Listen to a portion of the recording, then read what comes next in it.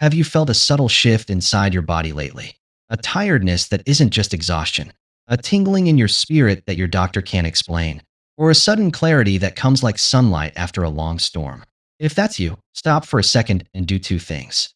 Hit subscribe so you don't miss what God is doing in this season. And type in the comments right now, I'm listening. Because this message is meant to meet the chosen where they are. I want to start by saying something simple and true. God is rewiring your body for what's coming. That's not a metaphor to be ignored. It's a prophetic reality. When God prepares a season, He does more than arrange open doors and align people. He prepares a temple, your body, to carry the weight of a greater assignment. If you've been feeling strange, if sleep isn't the same, if hunger, taste, or pain shifted, pay attention. These are not random. They're signposts. You may ask, what does it mean to be rewired? Think of it this way. Your body is the meeting place for heaven and earth. Your mind, your heart, your immune system, your nervous system, all of it becomes a canvas where God paints new capacities. Maybe He is increasing your endurance so you can run further in ministry. Maybe He's sensitizing your compassion so you can feel what others don't. Maybe He's shifting your perception so you see people and situations the world overlooks. None of this is to scare you. It's to prepare you to be precise, powerful, and effective when your season arrives. If you felt any of this, a sudden inner peace in chaos, stronger intuitive nudges, or physical sensations you can't explain, right? I feel it in the comments. Sharing your testimony activates faith in others. Listen, rewiring is not instantaneous. It's a process. When God rewires something, He sometimes allows discomfort to clear out old wiring. Think about a house being remodeled. Walls are exposed. Wiring is replaced, and for a while it's noisy and messy. But the end result is a house that can handle more power. Spiritually and physically, you may go through similar seasons. Expect noise. Expect confusion. Expect moments where you question whether this is really from God. Hold fast. God gives discernment in the midst of change.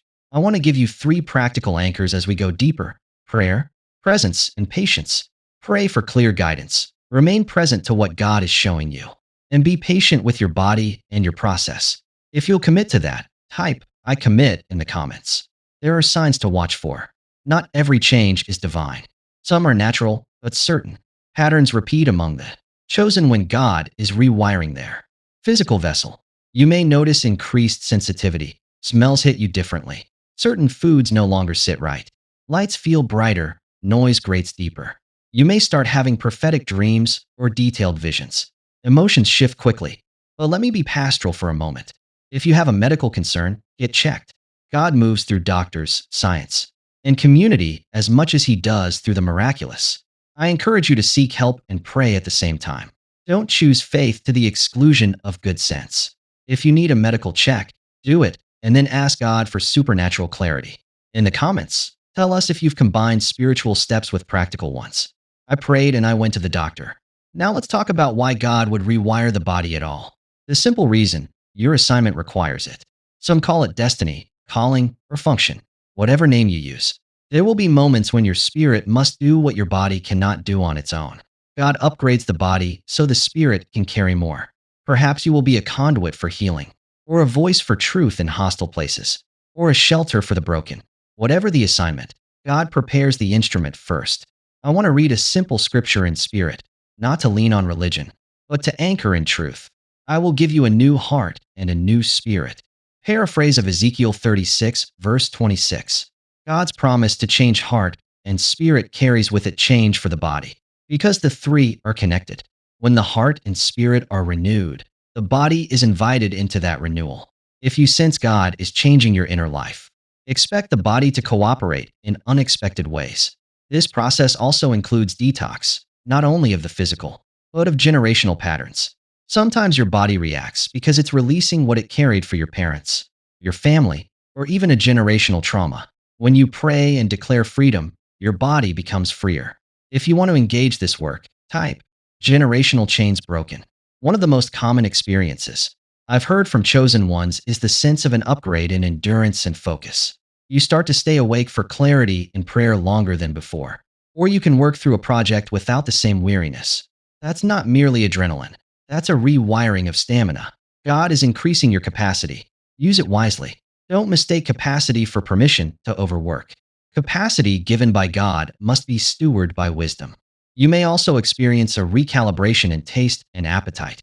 Foods you loved may no longer nourish you. Other foods feel like medicine. In some seasons, God will ask you to fast or to change your diet not as a legalism, but as a means to honor the new wiring. If you're sensing a call to clean up your physical habits, food, sleep, exercise, consider it part of the rewiring. Tell us, I'm changing habits. Let's address the obvious question. Will everyone feel this? No. God moves differently with each person. Some are rewired quietly. Others get dramatic physical confirmations. None is better. What matters is responsiveness. If you're receptive to God's work, your body will adjust in ways tailored to you. There's a spiritual reason why. Certain physical sensations accompany this rewiring. God wants you to be aware. Awareness prevents pride. When the body gives signals, a shiver, a burn, a sudden tear, take them as divine prompts to examine your inner life. Often what appears physical is actually a spiritual pointer, an invitation to prayer, to repentance, or to step forward. If you sense prompts, type, I will listen. Now I want to tell a story to illustrate how this plays out. A pastor in a small town suddenly began waking at 3 a.m., heart pounding, with a clarity about certain names and neighborhoods. He felt physically restless. Instead of ignoring it, he prayed and started walking the streets he felt directed to. He discovered people in need, a single mother with an infant, an elderly man with unpaid bills, simple needs that, when met, became the catalyst for a larger community movement. His body's restlessness was a rewiring toward compassion and action. If that makes sense to you, send me in the comments. There's also a refining of speech and thought. Many chosen ones report their minds becoming sharper. Words flow differently. God primes your vocal cords and your mind to speak with clarity under pressure. This happens because you will need accuracy. A wrong word in a critical moment can derail a testimony. God's rewiring protects your message by aligning your mind, mouth, and mission. Now, let's be candid. Rewiring can trigger spiritual attack. When God intensifies your vessel, darkness often reacts. You may feel increased temptation, overwhelming fatigue, or relational pressure. These are tests, not punishments. They are measurements to see if you will hold faith when the pressure rises. Resist with prayer and community. Don't isolate during this season. If you need a prayer partner, write "Pray for me" and the city you're in. One practical discipline that aids rewiring is intentional rest. God often upgrades our capacity by allowing our old rhythms to die. Rest becomes training. When your body rests differently, your nervous system recalibrates. Schedule sacred rest. A day, an hour, a short retreat. This is not laziness, it's spiritual maintenance. We need to talk about prophecy and body symptoms. If you're hearing prophetic words about this new season, you might experience bodily confirmations, a warmth, a rush, an alignment. These confirmations are more than feelings. They are heavenly bookmarks. When you receive prophetic words, respond with prayer and obedience. Don't test God's reality by chasing signs.